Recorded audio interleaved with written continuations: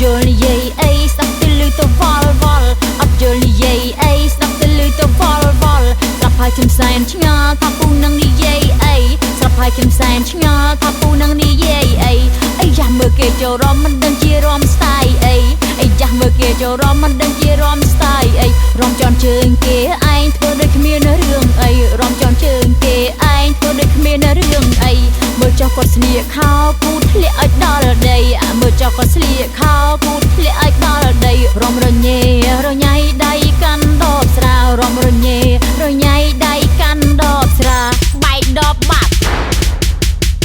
និយាយថានៅក្នុងភូមិគ្មានអ្នកណាក៏ដូចគាត់និយាយថានៅក្នុងភូមិគ្មានអ្នកណាក៏ដូចគាត់ណាស់ឲ្យពួកយើងកុំមាត់ឲ្យគាត់កោទៅណាស់ឲ្យពួកយើងកុំមាត់ឲ្យគាត់កោទៅស្រវឹងឲ្យគាត់នៅរំចាក់បត់អីក៏រំត្រូវអ្នកស្រវឹងឲ្យគាត់នៅរំចាក់បត់អីក៏រំត្រូវចាក់សិតតែក្បាច់អន្ទង់ហុយដីឲ្យឡើងទលំចាក់សិតតែក្បាច់អន្ទង់ហុយដីឲ្យឡើងទលំមើលបិទភ្លេងមើលគាត់រំបានទៀតអត់ណែញាក់សាច់ខ្ញុំសុំចាញ់ពួកឯងហើយពូអើយអត់ភ្លេងក៏រំកើតណែចាក់ឲ្យគាត់រំវិញទៅខ្ញុំសុំចាញ់ពួកឯងហើយទៅចាក់ក្បាច់អីក្បាច់ទៀតទៅ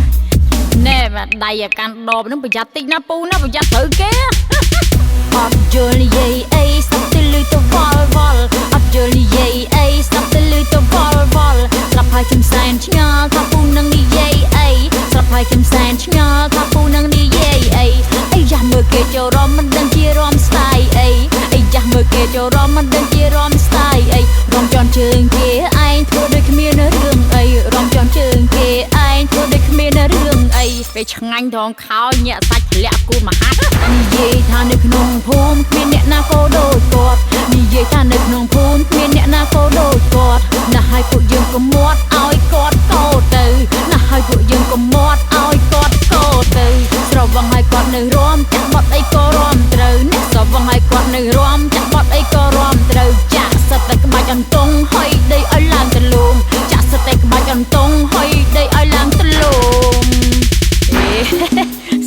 ម្យ៉ាងដែររំមានខ្វល់មកវងរំតែឯងឲ្យចងេងចងាងតែឯងអត់ខ្វល់អ្នកណាទេសុំស៊ីដាច់ហ្មងឯងមកយប់ហ្នឹងដៃកាន់ដបប្រយ័ត្នផងពូអើយណែ